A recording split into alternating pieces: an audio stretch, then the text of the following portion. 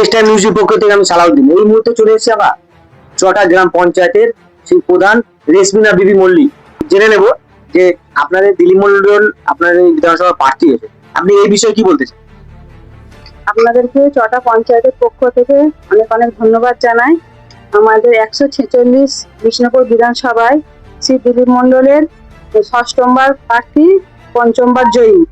আমাদের দাদা যখনই ডাকি তখনই পাশে পাই, দিন রাত যখনই ডাকি।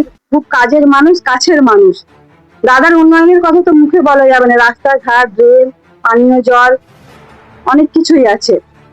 আর আমরা এবারেও তাকে বিপুল ভোটে জয়ী দেখতে চাই। শুভেন্দু অধিকারী বলছে বাংলায় ওরা ক্ষমতায় আসছে, আপনি কি বলবেন এই বিষয়ে? শুভেন্দু অধিকারী ক্ষমতায় আসছে, ও স্বপ্ন দেখছে। কি করে ও ক্ষমতায় আসবে? আমাদের মাননীয় মুখ্যমন্ত্রী যা কিছু প্রকল্প আছে, যা উন্নয়নের ধারা আছে, ও ধারে কাছে আসতে পারবে না।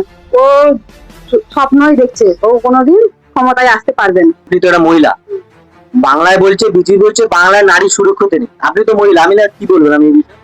বাংলায় মাননীয় মুখ্যমন্ত্রী যেমন মহিলা, তেমনি বাংলায় মহিলাদেরকে যা সম্মান দিয়েছে বা যা প্রোটেকশন দিয়েছে অন্য কোনো রাজ্যে দিতে পারেনি। মুখ্যমন্ত্রী হিসেবে আমরা মমতা বন্দ্যোপাধ্যায়কেই দেখতে চাই।